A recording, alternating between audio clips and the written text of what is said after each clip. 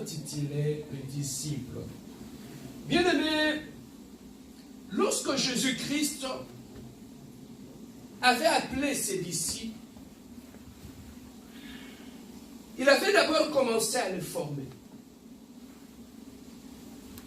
Avant de les former, Jésus-Christ s'était d'abord révélé à ses disciples. Il avait d'abord voulu, avant que ses disciples puissent lui servir, qu'ils puissent d'abord le connaître. Car tu ne peux pas connaître, tu ne peux pas servir un Dieu que tu ne connais pas. Voilà pourquoi aujourd'hui beaucoup de gens ont des problèmes, ont ou du mal à servir Dieu, c'est parce qu'ils ne connaissent pas Dieu. Donc, la première des choses, bien-aimés, avant même d'aimer Dieu, il faut d'abord le connaître. Si beaucoup de gens ont du mal à aimer Dieu, c'est parce qu'ils ne le connaissent pas. Aller à l'église ne fait pas de toi chrétien. Aller à l'église ne fait pas de toi disciple. Mais quand est-ce qu'on devient disciple de Jésus-Christ? Bien-aimés, les objectifs pour lesquels nous allons à l'église, quand tu demandes aux gens, pourquoi vous allez à l'église le dimanche? Non, pasteur, moi depuis mon enfance, mes parents m'amenaient toujours à l'église. Hein. Je suis né dans une famille chrétienne. Mais lorsque tu ne sais pas la raison pour laquelle tu vas à l'église, même ce que tu vas faire à l'église, tu ne le sauras pas.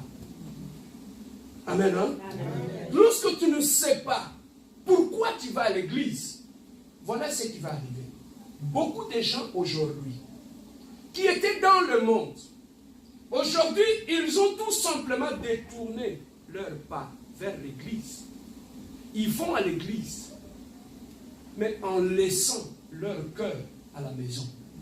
Voilà pourquoi l'église, actuellement, on n'a que des chrétiens de nom, pas des chrétiens qui sont réellement convertis. Pourquoi? Parce que quand nous allons à l'église, on amène nos pieds, on amène nos bras, on amène nos têtes, mais nos cœurs restent à la maison. Bien aimé, la vraie conversion commence lorsque le cœur de l'homme est touché. Lorsqu'il est touché par la parole, le cœur de l'homme est transformé. C'est à ce moment-là qu'on devient chrétien. Ici, Jésus-Christ, lorsqu'il avait appelé ses disciples, après qu'il s'était révélé en eux, il les avait formés. Après la formation, qu'est-ce qui était arrivé? Il leur avait confié une mission. Et la mission que Jésus-Christ avait confiée à ses disciples, c'était celle que nous allons exploiter aujourd'hui. Allez partout dans le monde. Faites de toutes les nations quoi? Les gens s'arrêtent là.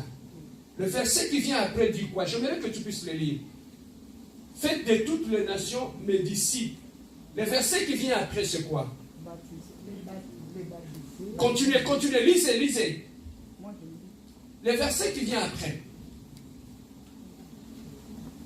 Baptisez-les au nom du Père, du Fils et du Saint-Esprit. Ensuite, apprenez-les à obéir à tous les commandements que je vous ai donnés, et moi je suis avec vous tous les jours jusqu'à la fin du monde. Apprenez-les quoi? Ce que moi je vous ai enseigné. Amen, hein? Amen. Apprenez-les quoi? Ce que moi, Jésus, je vous ai enseigné. Vous aussi, à votre tour, vous allez faire quoi? Vous irez enseigner ça aux autres. Amen, hein? Amen. Ce que nous enseignons ne vient pas de nous. Ce que nous enseignons, c'est ce que nous avons appris de notre maître. Donc, avant que tu ailles faire d'autres disciples, tu dois d'abord toi-même être un disciple. Ce n'est qu'un disciple qui peut faire un autre disciple. Je peux être pasteur. Si je ne suis pas disciple, dans mon église, il sera difficile pour que je puisse former des disciples. Parce que moi-même, je ne suis pas disciple. Alors voilà pourquoi beaucoup de gens ont du mal même à aller évangéliser. Parce que pour aller évangéliser, tu dois d'abord toi-même être un disciple. Parce que ce que tu diras aux gens, c'est ce que tu aurais appris de ton maître. Amen, hein? C'est ça ce que tu as appris. Un disciple, pasteur Serge, c'est qui? Un disciple, on peut dire ça en termes simples, c'est un élève. Un disciple, c'est un enseignant. C'est un étudiant. Celui qui s'assoit au pied d'un maître pour apprendre. C'est celui-là qu'on appelle un disciple. Donc un disciple, sa position, c'est d'abord de s'asseoir au pied du maître pour apprendre. Un disciple, bien aimé, c'est celui qui s'assoit. Non pas au pied de n'importe qui. Il a un maître, il veut apprendre quelque chose de ces maîtres-là. Voilà pourquoi il s'assoit à ses pieds pour apprendre. Voilà pourquoi Jésus-Christ a dit à ses disciples, allez partout dans le monde, faites-les toutes les nations quoi? C'est que, qu'est-ce que Jésus attend de gens que les apôtres vont enseigner? C'est que ces gens-là, qu'ils soient des disciples. Des gens qui viendront vers lui, que ces gens-là soient des disciples.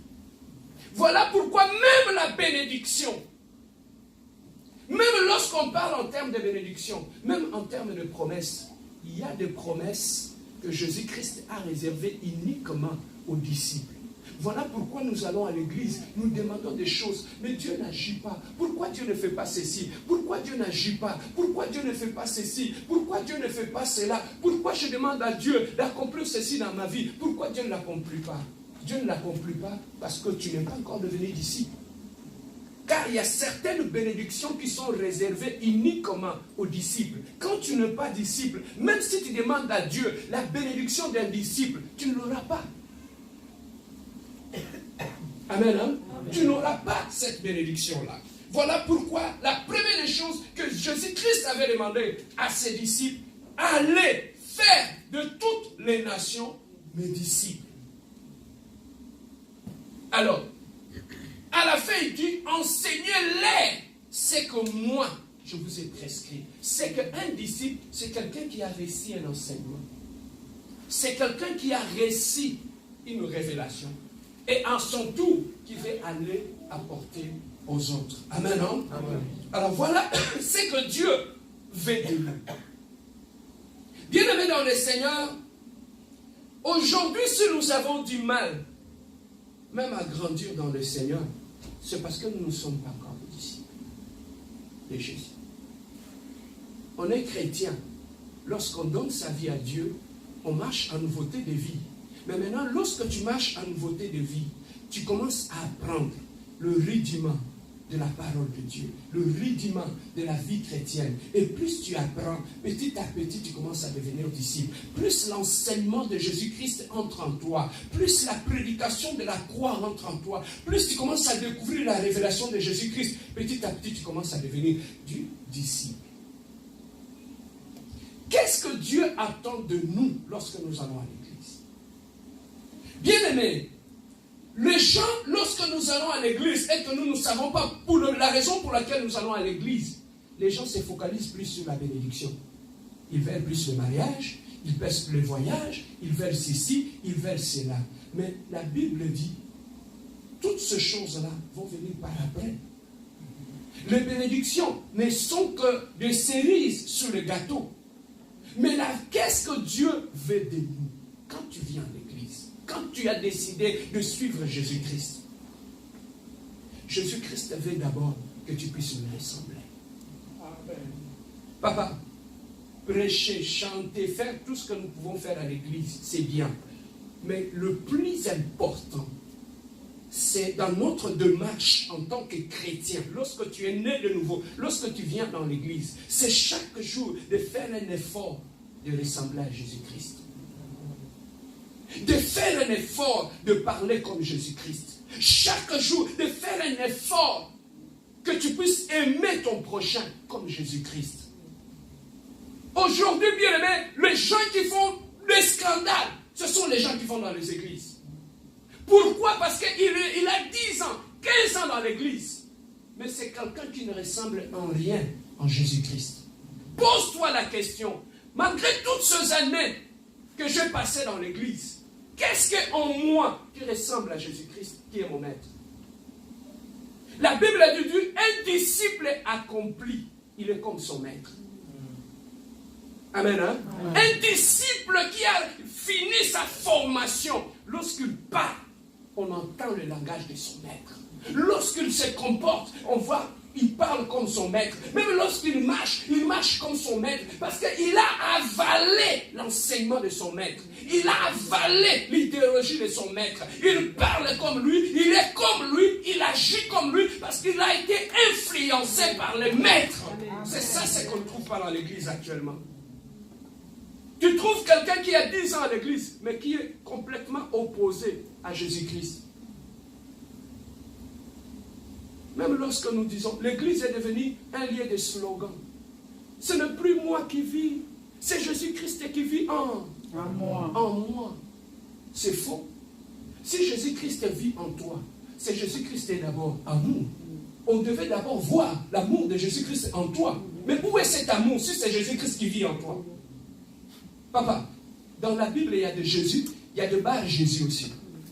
Peut-être que tu as reçu quelqu'un qui a le nom de Jésus, mais ce n'était pas lui. Mais lorsqu'on reçoit Jésus-Christ, il est d'abord à amour. Donc la première des choses qu'on doit voir dans la vie d'un enfant de Dieu qui se dit être chrétien, c'est d'abord l'amour de Dieu en nous. Tu dégages l'amour de Dieu. Moi, je suis arrivé à un moment où, papa, tu peux prêcher des révélations. Tu peux faire tomber les gens, accomplir